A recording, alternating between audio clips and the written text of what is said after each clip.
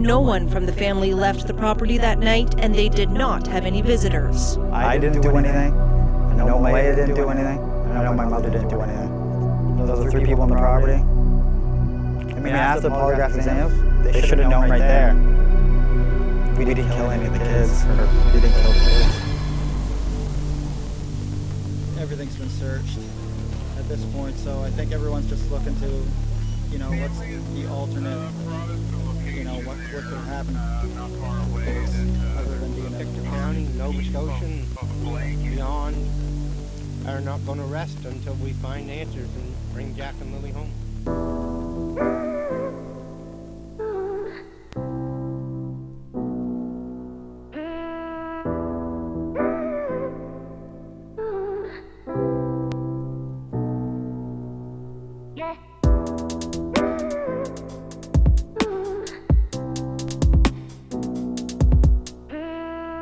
In the heart of Nova Scotia's countryside, down a winding stretch of Gairloch Road, stood a modest white house surrounded by acres of forest.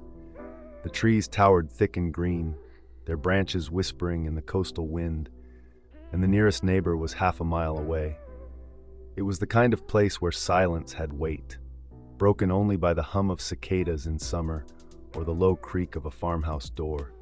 Inside that house lived the Sullivan family, a young mother, her 2 children, and her partner.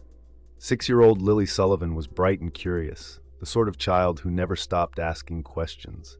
Her little brother Jack, just 4 years old, was her shadow, always following close behind, always trying to keep up. Together they were inseparable, the laughter of one always chasing the other's echo. It was an ordinary home on an ordinary patch of land, but there was a quietness to it, a sense of solitude that both comforted and unsettled.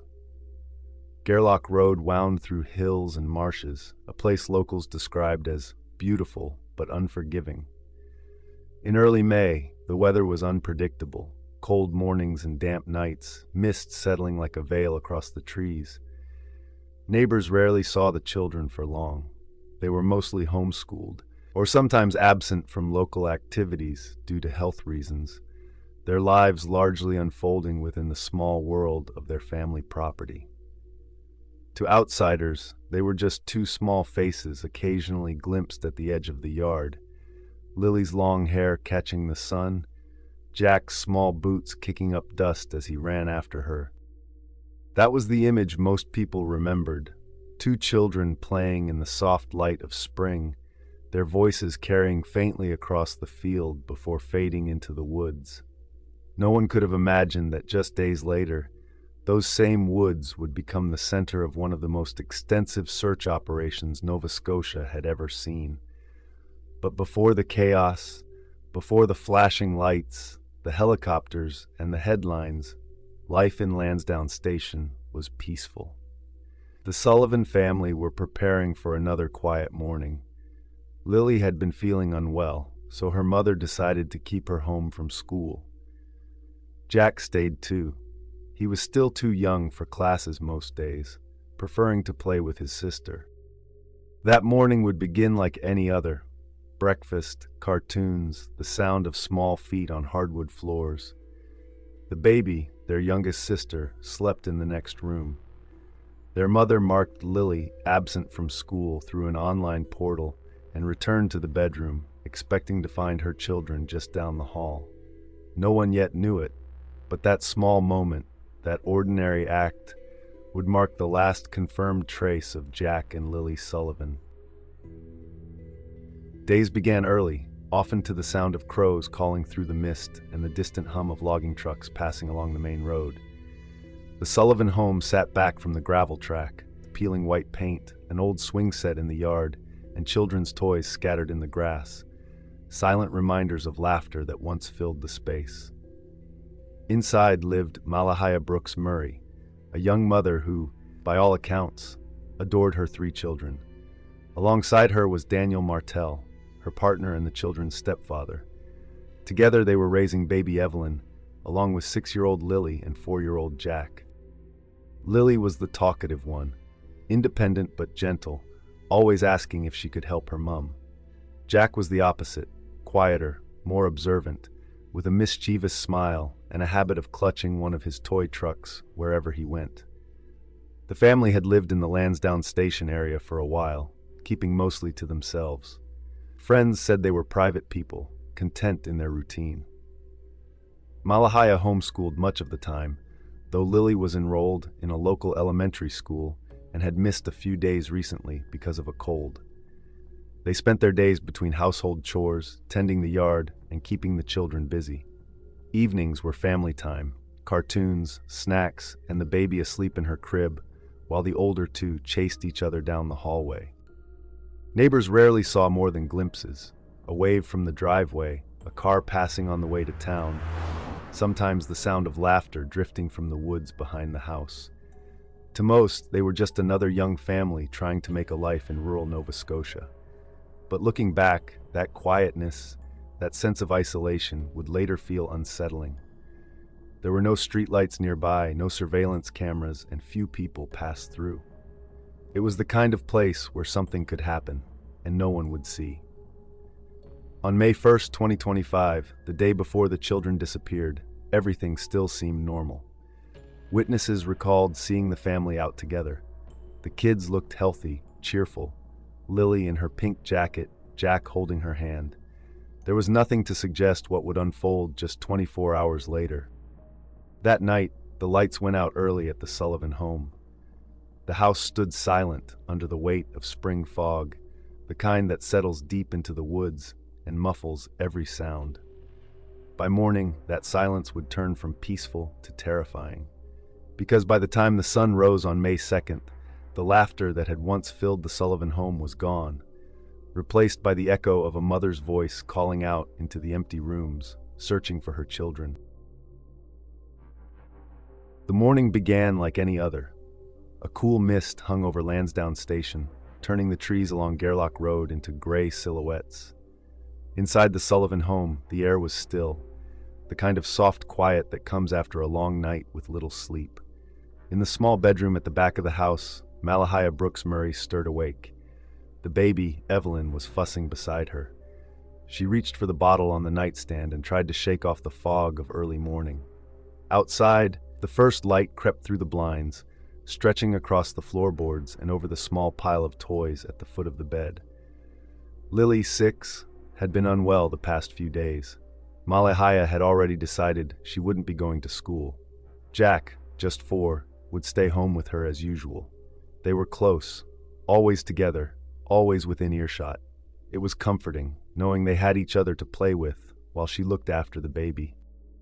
Sometime around mid-morning, Malahia logged on to the school portal to mark Lily absent. She then went back to tending to Evelyn, who had begun to cry again.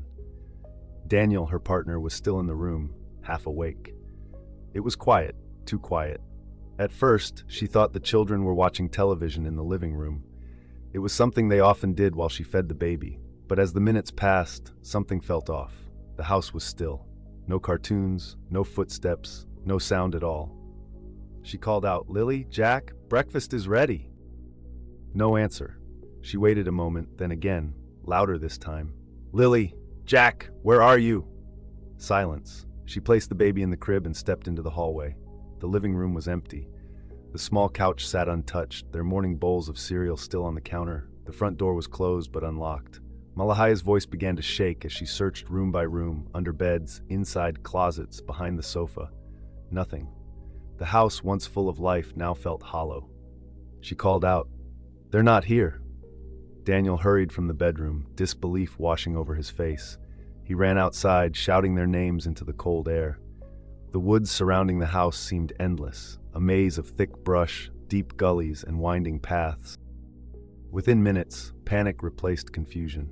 Malahia grabbed her phone and dialed for help. 9:37 a.m., the call was logged. 2 young children, missing from their rural home in Pictou County. The first RCMP patrol car arrived soon after. Officers began to search the property, calling out as they walked the tree line. Volunteers joined in, scouring the roadside ditches and nearby trails. The house was taped off, the family questioned. The initial theory was simple. Maybe the children had wandered off into the woods. It had happened before in rural Canada, and the hope was that they'd be found nearby, cold and frightened but safe. But as hours passed, that hope began to fade.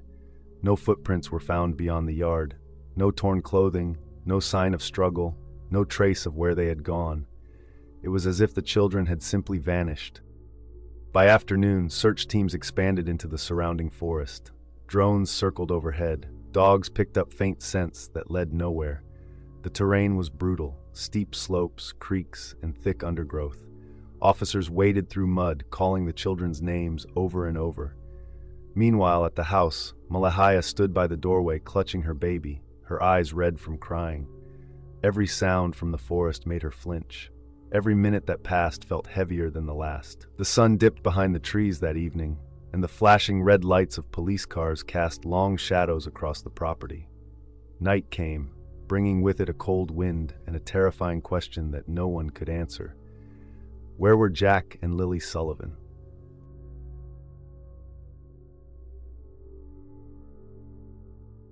By mid-afternoon on May 2nd, 2025, Gairloch Road was no longer quiet. Flashing blue lights reflected off the wet leaves, and the hum of engines broke the stillness that had once defined this stretch of Nova Scotia countryside. Word spread quickly. 2 small children missing without a trace. RCMP officers moved methodically through the property, radios crackling with updates. Every officer, every volunteer knew the stakes. It was early May. The ground was soft. The nights were cold, and time was running against them. The first search teams focused within a 1-kilometer radius of the house. It wasn't large, but the terrain was punishing. The surrounding forest was thick with fir and spruce, the undergrowth tangled with roots and moss. Streams cut through the property like veins, and the muddy banks could easily swallow footprints before anyone noticed. Within hours, drones, helicopters, and K-9 units were deployed. Officers called the children's names into the wind. Lily, Jack, it's the police. We're here to help. The only reply was the sound of the forest itself, a rustle here, a branch snapping there. By evening, dozens of locals had joined in, forming search lines shoulder to shoulder, pushing through bramble and brush. Some carried flashlights, others simply followed instinct, hearts pounding with each step. Everyone in Pictou County knew the story. 2 children, gone from their beds without a sound. The search carried on through the night. Temperatures dropped close to freezing, and mist rolled across the hills. Firefighters and emergency crews joined in, setting up floodlights that illuminated the trees like a pale blue glow. Inside the house, Malahia Brooks Murray sat by the window, her baby wrapped tightly in her arms. Every time a car door slammed or a voice echoed from the yard, she lifted her head, hoping, praying that someone had found them. At one point, officers brought in thermal imaging drones to scan the forest for body heat. For a moment, hope flickered, a small shape detected beyond the creek. Searchers ran toward it, hearts racing. But it was only a fallen log reflecting heat from the setting sun. As dawn broke on May 3rd, over 160 volunteers had joined the effort. Police command posts were established, roads were blocked, and media began to gather. Helicopters buzzed overhead as reporters tried to piece together what had happened on this lonely road in Lansdowne Station. RCMP officials described the search as one of the most extensive in recent memory.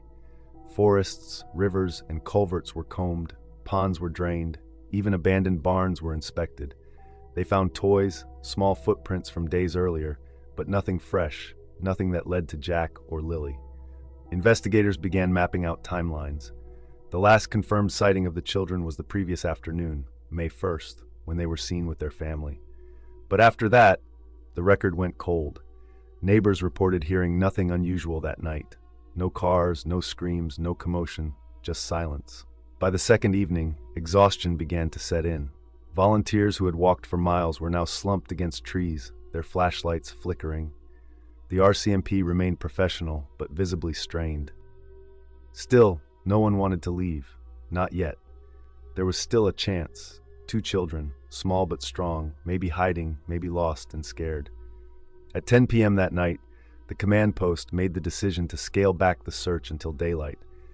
As officers packed up equipment, the only sounds left were the distant whir of generators and the haunting calls of loons from a nearby lake. In the small white house, lights glowed faintly behind drawn curtains. Inside, Malahia barely slept. Each hour that passed without an answer deepened the dread. And when the sun rose the next morning, the third day, not a single clue had surfaced. It was as if Jack and Lilly Sullivan had simply vanished into the woods, leaving behind only silence.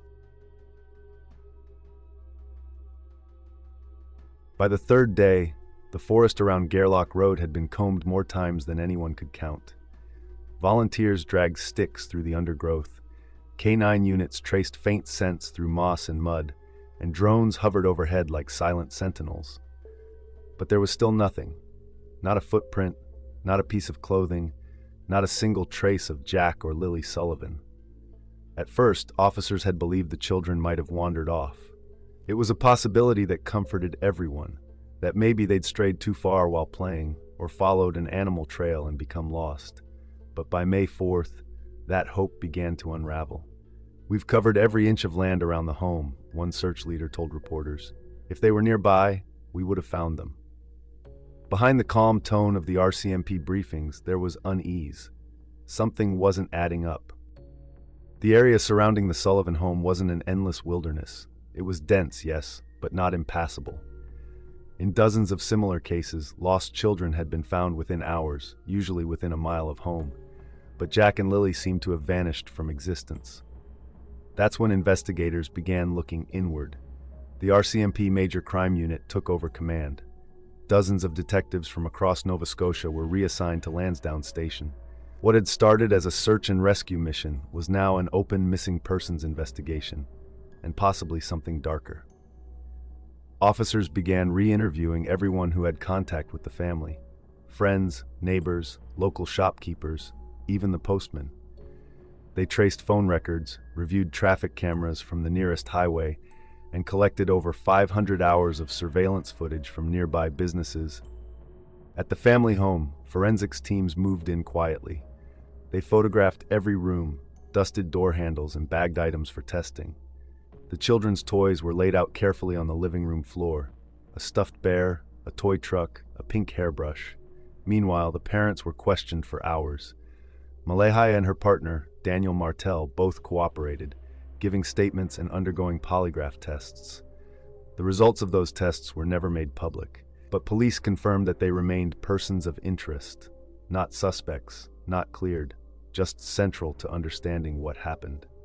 The emotional toll on the family was visible. Malehia appeared before cameras days later, her voice trembling as she pleaded for answers. "Please, if anyone knows anything, if you've seen anything, bring my babies home." Her words echoed through the small community, but no answers came. As the investigation deepened, experts began to question how two children could disappear so completely. Criminologists interviewed by Canadian news outlets called it highly unusual, especially given the short time window and lack of environmental evidence. If they had wandered off, there would be signs. If they had been taken, there should have been witnesses, but there were none. "Children don't just vanish into thin air," one former RCMP officer said. "Something happened here, something human." That statement changed everything. The tone of the case shifted overnight. By the end of that week, the RCMP officially confirmed that the investigation was being treated as suspicious. Search teams were scaled back, and a new phase began. One focused not on finding children alive, but on discovering what had happened to them. The White House on Gairloch Road was no longer a home. It was a crime scene. Officers guarded the driveway around the clock, while forensic vans came and went. The surrounding woods were sealed off as evidence zones, with ribbons of yellow tape fluttering between the trees. Inside, the family was left in shock. Their home now under the glow of police floodlights, their private life laid bare to the world. And somewhere within that silence, beneath the hum of generators and the low murmur of investigators, one question lingered heavier than all the rest. If Jack and Lilly didn't walk into those woods, then who or what took them? By the second week of May, the story of Jack and Lilly Sullivan had spread far beyond Nova Scotia. National media descended on the small community of Lansdowne Station, their vans lining the narrow roads, their satellite dishes pointed skyward. Reporters interviewed neighbors filmed in front of the Sullivan home, and speculated endlessly about what might have happened to the two children who had seemingly disappeared without a trace. The official police updates grew shorter, vaguer, more cautious. Each press conference ended with the same words: "The investigation is ongoing. We are following multiple leads." But no one seemed to know what those leads actually were. Theory 1, the wandering hypothesis. The earliest explanation was also the simplest: that Jack and Lilly had wandered away. Maybe they'd followed a trail, chased an animal, or gone exploring down one of the old logging roads behind their home. But experts were skeptical. The RCMP's own search maps showed that every direction had been covered dozens of times, by foot, by air, by dogs. The terrain wasn't so vast that two children could vanish completely. And there was something else, something quiet but haunting. The dogs lost the scent within 30 meters of the Sullivans' back door. That detail wasn't officially confirmed at first, but several volunteers later told journalists the same thing. It was like they walked out of the house and just stopped existing. Theory 2, the stranger. Then came whispers of an abduction. The family lived just off a road that connected to Highway 104, a route that saw heavy transport traffic. Could a passing driver have spotted the children outside and taken them? The idea was chilling, but investigators pursued it. They combed through dashcam footage from truckers, spoke to every known offender in the area, and even set up roadblocks for days. Yet no witnesses, no vehicles, no CCTV evidence ever supported that theory. For many locals, it felt too far-fetched, too opportunistic for a place where nothing ever happened unnoticed. Theory 3, the family. This was the theory no one wanted to believe, but the one that refused to fade away. As days turned to weeks, people began questioning what really went on inside that white farmhouse. Neighbors described the family as private, sometimes reclusive. One man told reporters he rarely saw the children outside except when they played in the garden. Others mentioned shouting late at night, though none could say for certain what it was about. When RCMP confirmed that the parents were not cleared, speculation intensified. Social media erupted with armchair detectives dissecting every interview, every facial expression, every pause. Why aren't they crying? Why haven't they moved out? Why won't the police tell us what they found in the house? None of those questions had answers, and still don't. Theory 4, the unknown. As the case grew colder, more unusual theories emerged. Some pointed to local legends about the surrounding forests, tales of strange lights, eerie sounds, and people who vanished over the years. Online forums filled with theories ranging from secret bunkers to supernatural explanations. Police dismissed those rumors outright, but for locals who'd grown up with the stories, the woods behind the Sullivan home began to feel different, heavier, as if they knew something that no one else did. Weeks became months. Leads came and went. The search was officially scaled back, though RCMP insisted the case remained open. The Sullivan family eventually moved away from the property, leaving behind an empty shell, the house boarded up, the swing set rusting in the garden. To this day, Jack and Lilly's names remain on Canada's missing persons registry. Their photos, a boy with a wide smile, a girl clutching a stuffed rabbit, are reminders of a mystery that refuses to be solved. And in the quiet of Nova Scotia's forests, where the search once raged and the helicopters once circled, there is now only silence. A silence that still asks one question: where did Jack and Lilly Sullivan go? Months passed, and the once bustling search command post outside the Sullivan property fell silent. The bright yellow tents were taken down, the makeshift food stations cleared away, and the volunteers, the hundreds of people who had once walked shoulder to shoulder through mud and forest, slowly drifted back to their normal lives. But nothing about Lansdowne Station felt normal anymore. The town had changed. Shops closed earlier. Children were no longer allowed to walk to school alone. Conversations in the small cafe near the crossroads always seemed to circle back to the same topic, the same haunting question that nobody could answer. What happened to Jack and Lilly? The disappearance had left a hole that no one could fill, not just for the family, but for everyone who had joined the desperate search. It was as though time itself had stopped on that day in May 2024. leaving the entire community frozen in a fog of disbelief. In the months following the disappearance, Malahia Sullivan rarely spoke publicly. When she did, her words were brief, fragile, and deeply pained. She thanked searchers, pleaded again for answers, and begged for the return of her children, even as the reality of the situation grew darker. Friends described her as broken, living between hope and despair. She reportedly stayed with relatives for a time, away from the house that had become synonymous with tragedy. Her partner, Daniel Martel, also withdrew from public view. The two were seen together only once, at a candlelight vigil held near the community center, where hundreds gathered under a cold September sky to honor the missing children. The crowd held candles in silence. A few prayed. Others simply stared at the flickering lights, imagining two small faces they would never forget. "We'll keep their light burning," one neighbor said quietly, "until they're found, one way or another." The community, even for those not directly connected to the Sullivans, the case left scars. Searchers spoke later about sleepless nights, about the helplessness of combing through the woods knowing, deep down, that the children were gone. Several locals started community safety initiatives, including installing cameras on remote roads and setting up online neighborhood watch groups. Parents became more protective. Strangers were eyed with suspicion. For a small, close-knit town, that was perhaps the worst part of all, the loss of trust.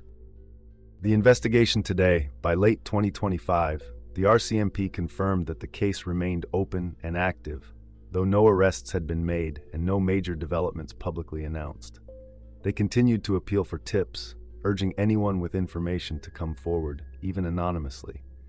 Privately, many believed investigators had a clearer idea of what happened than they let on. The sealed search warrants, the ongoing forensic testing, and the refusal to release certain details all hinted that the truth might already be within reach, but not yet provable. One retired officer, speaking under condition of anonymity, put it bluntly, "There's a reason they're still calling it suspicious. There's something there. They just can't say it yet." Legacy of a mystery. The disappearance of Jack and Lilly Sullivan is now considered one of the most unsettling unsolved cases in modern Canadian history. No ransom note, no confirmed sightings, no remains, just two small children lost to the shadows of a quiet rural road. Each year, on the anniversary of their disappearance, residents of Lansdowne Station gather at the community hall to release lanterns into the night sky. The lights rise slowly above the trees, dozens of glowing orbs drifting upward, silent, like tiny spirits searching for home. And as the crowd watches, the same thought passes through every mind present. Are Jack and Lily still out there somewhere, waiting to be found? Or has the truth been buried, hidden by fear, secrets, or silence? The answers remain locked in that moment, the one where two innocent lives vanished and left a town forever haunted. Until the day the mystery breaks, their story will remain the same. Two children gone, no evidence, no peace. Even as the seasons changed, the case of Jack and Lilly Sullivan refused to fade into silence. What had begun as a local search soon grew into a national obsession, and then, inevitably, into a digital investigation. Across Reddit threads, Facebook groups, and YouTube documentaries, strangers began piecing together their own versions of what might have happened in that quiet corner of Nova Scotia. Each new theory, each photo, each small piece of speculation breathed life back into a story that police seemed unwilling or unable to solve. For many, the case had become personal. By early 2025, several online sleuthing communities were dedicated entirely to the Sullivan case.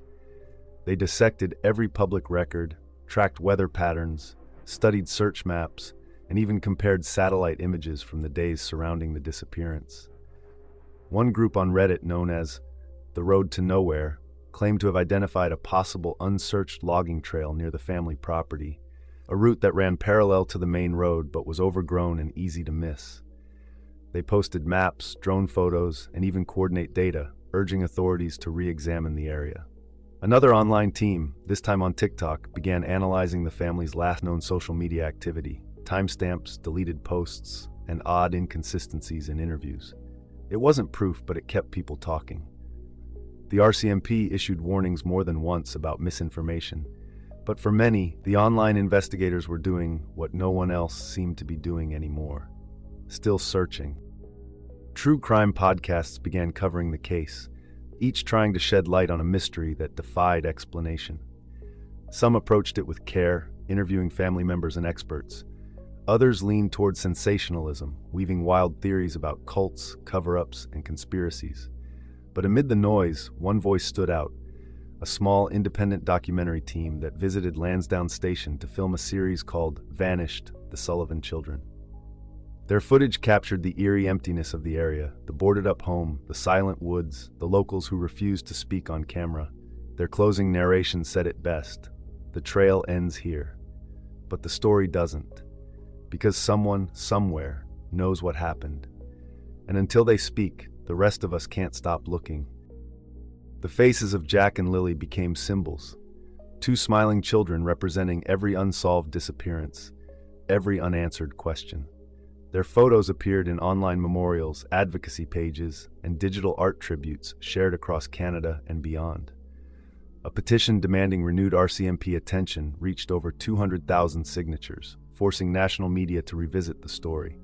And every time their names resurfaced, new witnesses, tips, or memories trickled in. Most false, some promising, all pursued. One of the most chilling tips came from a former forestry worker who claimed he'd seen a man carrying a bundle wrapped in a blanket near a logging road days after the children vanished. The location was searched. Nothing was found. Still, people refused to let go. Today, years after that terrible day in 2024, the Find Jack and Lilly hashtag still trends every few months. Strangers who never met them keep their story alive, posting, sharing, speculating, hoping.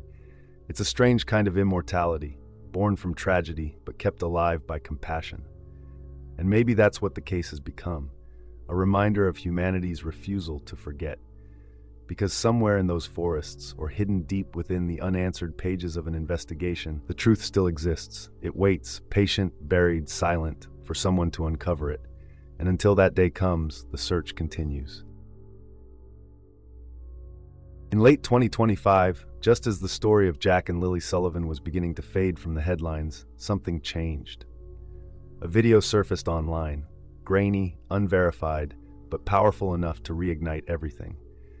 It was uploaded to YouTube by a user calling themselves Maritime Truth, a Nova Scotia-based researcher who claimed to have obtained previously unseen drone footage taken during the early days of the search.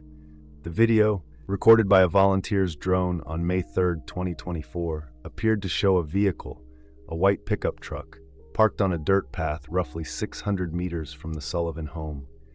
The clip lasted less than 30 seconds. The truck's license plate was unreadable, its driver unseen. But within hours, the footage had spread across social media, and suddenly, the case was alive again. Online investigators quickly cross-referenced the area with search grid maps released by the RCMP. Shockingly, the patch of forest where the truck appeared wasn't listed among the initial zones cleared in the first week of the search. Had police missed it? Or was the video misleading, a coincidence mistaken for something more? When questioned, the RCMP issued a short statement. All relevant evidence and footage from the early search period has been reviewed. At this time, no new information has been verified. But for many, that wasn't enough. If anything, the lack of clarity deepened suspicions that there was more to this story than the public had been told.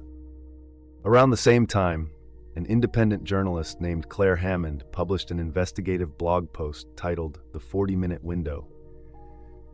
In it, she detailed inconsistencies between statements made by the parents and emergency response logs. According to the RCMP call records, the first 911 report came in at 4:37 p.m., stating that the children had been missing for about an hour. But earlier interviews suggested the parents hadn't realized they were gone until shortly after 5 p.m., a full 23 minutes later than the timeline implied. Hammond's piece raised uncomfortable questions. Why were there discrepancies in the times given? Who made the initial 911 call? And why wasn't that clarified in official reports? And could that missing half hour hold the key to what really happened? The article went viral overnight. By the end of October 2025, online petitions demanding renewed investigation had surpassed 500,000 signatures. Major Canadian outlets like CBC and Global News began revisiting the story, while podcasts speculated openly about corruption, cover-ups, and evidence suppression. Former search volunteers stepped forward, claiming certain areas were abruptly closed off by police during the first few days, with no explanation given. One said, "We were told to stop searching one section of woods, right near that old trail. They said it was already cleared, but no one I know ever searched it." That quote alone was enough to send social media into overdrive. Then, in November 2025, something unexpected happened. Residents near Lansdowne Station reported a sudden return of RCMP vehicles to the area. Forensic vans, drones, and unmarked SUVs seen along the same back roads where the original search began. Police refused to confirm what they were doing, issuing only a short statement. Investigators are following up on previously obtained evidence as part of the ongoing Sullivan file. For those who had followed the case since the beginning, it was the first tangible sign of movement in over a year. But whether this was a breakthrough or simply another dead end, no one knew. Rumors spread faster than facts ever could. Some claimed remains had been found. Others said it was a hoax. But amid the chaos, one thing was undeniable. The case was back in motion. The mystery that had once gone cold was burning again, and the truth, long buried beneath confusion and silence, seemed closer than ever. Somewhere between those woods, those missing minutes, and that white truck in the trees, lay the answer to the question the world had been asking since day one. What really happened to Jack and Lilly Sullivan? By the end of November 2025, Lansdowne Station was no longer a quiet town. It was a stage. Reporters were back, cameras lined the roads, and once again, the white farmhouse that had sat in silence for over a year stood under the harsh glow of media lights. Something was happening. The RCMP refused to say what, but residents didn't need a statement to know the investigation had shifted. For the first time since the disappearance of Jack and Lilly Sullivan, police tape went up again around the perimeter of the family's old property. Crime scene tents appeared. Ground-penetrating radar equipment was spotted behind the house. Then the leaks began. An anonymous email circulated among journalists and online investigators. It contained excerpts from what appeared to be internal RCMP reports dated June 2024, redacted but authentic enough to ignite chaos. The documents referenced items of interest recovered from the rear property, as well as DNA evidence pending analysis. No details, no context, just enough to hint that something had been found, something never disclosed publicly. Within hours, the story exploded online. Hashtags trended again. Sullivan case, the truth in the woods, justice for Jack and Lilly. Theories multiplied, each one more feverish than the last. Was this the moment investigators had finally found what they'd been searching for? Or was it another cruel false alarm? A cycle of hope and heartbreak the community knew too well. Days later, a local news crew caught Malahia Sullivan leaving a relative's home near Antigonish. She had been silent for nearly a year, avoiding cameras, avoiding questions. But this time, she stopped. Her face was pale, her voice trembling but defiant. "You people don't know what we've been through," she said. "You think we don't want answers? You think I don't wake up every day hearing my children's voices? Stop treating us like monsters." It was raw, emotional, and painful to watch. For the first time, viewers saw not just a name in a headline, but a mother unraveling beneath the weight of suspicion and grief. That clip was replayed everywhere. Some saw guilt, others saw trauma, but everyone saw a family on the edge. Meanwhile, whispers inside law enforcement circles grew louder. Sources hinted that the renewed search was tied directly to information uncovered from digital forensics, possibly an old device retrieved during the initial investigation, recently re-examined with updated technology. No one would confirm it officially, but one phrase appeared in multiple reports. Recovered correspondence indicates deception within the original witness statements. Those words alone sent shockwaves through the case. Had someone been lying all along? Had the truth been hidden in plain sight, behind a family's grief and the fog of speculation? As December approached, the quiet roads around Lansdowne filled once again with news vans, curious onlookers, and police vehicles. For locals, it felt like déjà vu, a haunting replay of the first chaotic days after the children disappeared. But this time, there was something different in the air. Not hope, not fear. Something else entirely, anticipation.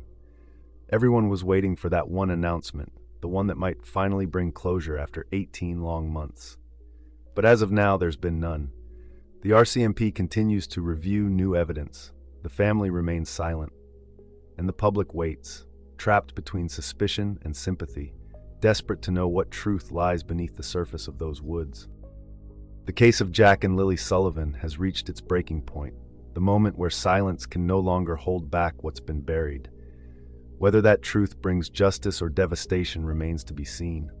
For now, all that's left is the echo of two names, spoken in whispers, in prayers, and in the cold wind that still moves through the trees where they were last seen. Jack and Lilly, gone, but never forgotten. Winter arrived early in Nova Scotia that year. The trees around Gairloch Road stood bare and brittle, their branches coated with frost like glass. Snow fell quietly over the Sullivan property, covering the old swing set, the worn garden path, and the faded police tape still clinging to the fence post like a memory that refused to let go. The renewed search that had stirred so much hope through late autumn came and went without a single official announcement. No press conference, no arrests, no answers. The silence was deafening. By January 2026, media attention had turned elsewhere. The television crews left. The reporters stopped calling. What was once headline news had once again become a cold file buried beneath newer tragedies. The RCMP issued one final update, a short statement of 12 words. No significant findings to report at this time. The case remains open. It was the same phrase they'd used for over a year, recycled and empty. For those who had hoped this time would be different, it was a final blow. The online communities that had once been so alive began to fracture. Some members clung to belief in hidden evidence. Others accepted the possibility that the truth would never surface.